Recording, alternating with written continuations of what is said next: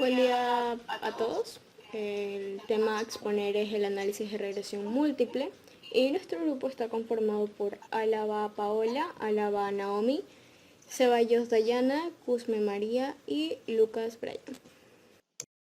Bueno, a continuación yo les voy a hablar sobre la regresión múltiple.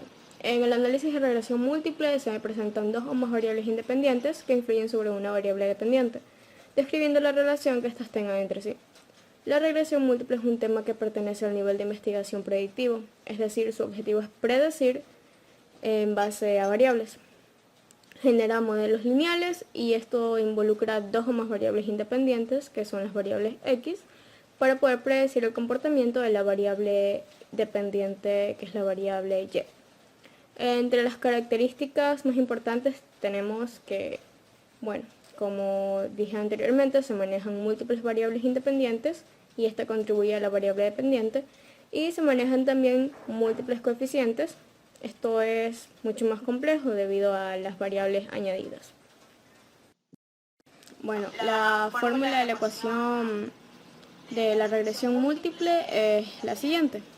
Y pronosticada igual a A más B sub 1 por X sub 1 más B sub 2 por X sub 2, y así sucesivamente se suman las variables que se presenten. En las definiciones tenemos que Y pronosticada es igual al valor del pronóstico, que A es equivale a la intersección que se presenta en Y, B sub 1 se refiere a la pendiente de la ecuación y X sub 1 representa las variables independientes. Bien, para poder resolver y obtener las variables A, B sub 1 y B sub 2 en una ecuación de regresión múltiple, el cálculo se lo obtiene a partir de tres ecuaciones que se generan por el método de mínimos cuadrados. Son las ecuaciones que a continuación pueden observar aquí en la diapositiva. Bien, es de suma importancia aclarar que por lo general el desarrollo de un ejercicio de regresión múltiple se lo realiza a través de ciertos programas informáticos como ADMAS, el Minitab, SPSS y Excel, que es el programa más utilizado. A partir de una tabla de valores que presente la variable dependiente y las variables independientes, seleccionándolas y realizando unos procedimientos, unos pasos, se obtienen todos los valores de manera rápida y sencilla. Valores que nos van a ayudar a que el ejercicio lo podamos resolver nosotros mismos. A continuación se presenta un ejercicio de la regresión múltiple. Como primer paso tenemos que tener la tabla realizada con la variable dependiente y las variables independientes. Y bien, la intersección, la variable X sub 1 y la variable X sub 2, tenemos los valores sacados por el método de Excel. Estos vendrían a ser los valores de las variables A, B sub 1 y B sub 2 en la fórmula de la ecuación, en la ecuación de regresión, ¿no? Entonces hemos sacado los valores y tenemos cada uno de los valores, de los 5 valores de Y pronosticada. La tabla ANOVA. La técnica de análisis de varianza ANOVA, también conocida como análisis factorial y desarrollada por Fleischer en 1930, constituye la herramienta básica para el estudio del efecto de uno o más factores sobre la medida de una variable continua. Es por lo tanto que el test estadístico a emplear cuando se desea comparar las medias de dos o más grupos. Esta técnica puede generalizarse también para estudiar los posibles efectos de los factores sobre la varianza de una variable. La tabla ANOVA es el análisis estadístico de una ecuación de regresión múltiple. Esta se resume en una tabla llamada ANOVA. Recordemos que la varianza total de una variable dependiente y se divide en dos componentes. 1. Regresión o la variación de Y explica para todas las variables independientes. Y. 2. El error o residuo o variación no explicada de Y. Estas dos categorías se identifican de la primera columna de la siguiente tabla ANOVA. La columna con el encabezado de GL se refiere a los grados de libertad asociados con cada categoría. El número total de grados de libertad n-1, el número de grado de libertad en la regresión, es igual al número de variables independientes. existe en la ecuación de regresión múltiple. Denominamos K a los grados de libertad de la regresión. El número de grados de libertad asociados con el término error es igual al total de grados de libertad menos. Los grados de libertad de la regresión es una regresión múltiple. Los grados de libertad son n, que sería k más 1. Hallamos los valores por medio de esta fórmula. K es el número de variables independientes. El grado de libertad es n menos k más 1, donde n viene a ser el número o cantidad de muestra que hay y el total, que viene a ser 1 más n. Para buscar el SS, que es la suma cuadrada de la tabla anterior, podemos observar que ya está hallado el SS de regresión y el SS de error. Entonces procedemos a ubicar cada valor en su respectivo casillero y la suma de estos dos nos tiene que dar el SS total. El MSR y el MSE, su fórmula es MSR igual a SS regresión dividido para K, y el MSE error es igual al SS error dividido para el grado de libertad, que es n menos k más 1, y la división de estos dos nos va a dar la predicción de f. Como ya conocemos la estructura, procedemos a reemplazar los valores en la respectiva tabla y vamos a tener los siguientes resultados mediante el ejercicio que ya hemos explicado anteriormente. Evaluación de la ecuación de la regresión. Muchas estadísticas y métodos estadísticos se utilizan para evaluar la relación entre una variable dependiente y más de una variable independiente. El primer paso fue expresar la relación en términos de una ecuación de regresión múltiple, utilizando la información en una tabla ANOVA para evaluar con qué nivel de precisión se ajusta la ecuación a los datos. Error estándar de estimación múltiple. El error estándar de estimación múltiple es comparable con la desviación estándar. El error estándar múltiple de la estimación es la media de la existencia de la ecuación de regresión. Es difícil determinar cuál es un valor grande y cuál es uno pequeño para el error estándar. Fórmula para el error estándar de estimación múltiple.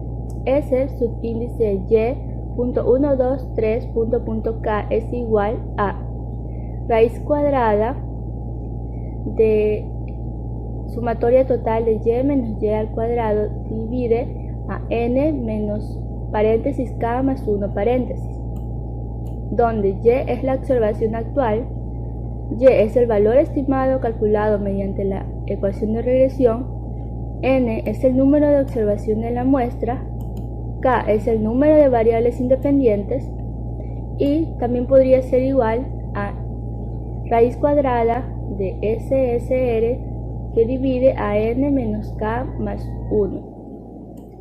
SSR es la suma de los cuadrados del residuo de la tabla de ANOVA. Tenemos como otro subtema el coeficiente de determinación múltiple. Es el porcentaje de la variación de la variable dependiente y explicada por el conjunto de variables independientes. Sus características: se representa por una letra R mayúscula al cuadrado y se comporta como una correlación. Puede variar de 0 a 1. Un valor cercano a 0 indica poca asociación entre el conjunto de variables independientes y la variable dependiente. Un valor cercano a 1 significa una asociación fuerte. No puede adoptar valores negativos. Ningún número que se eleve al cuadrado o se eleve a la segunda potencia puede ser negativo. Es fácil de interpretar. Como r al cuadrado es un valor entre 0 a 1, es fácil de interpretar, comparar y comprender. Fórmula de coeficiente de determinación múltiple. R al cuadrado es igual a SRR sobre SS total. Bien, soy Brian Lucas y a continuación grabaré sobre el coeficiente de determinación ajustado. Cada una de las variables independientes dentro de una ecuación de regresión múltiple hace que aumente el coeficiente de determinación. Cada nueva variable independiente hace que la predicción sea más precisa, lo que a su vez reduce el SSE y aumenta el SSR. Bien, la fórmula del coeficiente de determinación ajustado es la siguiente. A continuación vamos a explicar el ejercicio de los temas anteriormente con la tabla que ya mis compañeras han explicado. Tenemos la tabla completa y también tenemos la tabla de ANOVA. Determina el error estándar de estimación. Bueno, utilizamos la fórmula S es un índice y.123.k igual a raíz cuadrada de sumatoria total de y menos y al cuadrado sobre n menos k más 1. Sy.123.k igual a raíz cuadrada, la sumatoria de y da 50 sobre n, que es el número de variables que están, que son 5 menos 2 más 1. Tendríamos que 50, ya el denominador nos da 2, 50 dividido para 2 es igual a 25 y la raíz cuadrada de 25 es 5. Entonces ese sería el resultado. Determina el coeficiente de determinación múltiple. Tenemos que la fórmula es r al cuadrado igual a s sobre ss total. En nuestra tabla encontramos que SRR es igual a 47,35 y SS total es igual a 50. El resultado de esto nos da 0,947. Ahora vamos a realizar el coeficiente de determinación múltiple ajustado. Para ello, primero planteamos la fórmula que está apareciendo en pantalla. Luego cambiamos cada uno de los valores.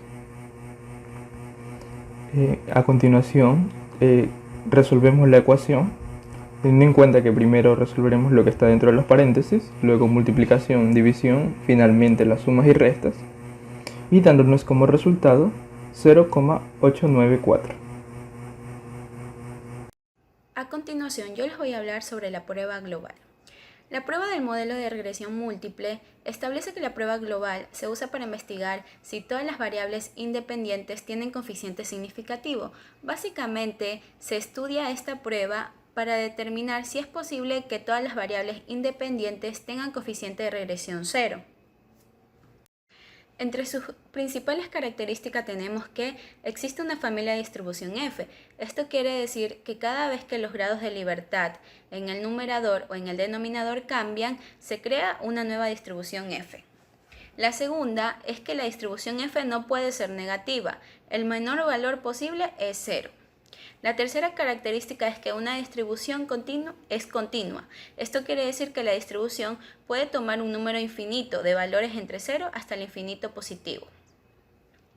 Cuarta, es sesgada de manera positiva. Esto quiere decir que la cola de la distribución se encuentra a la derecha.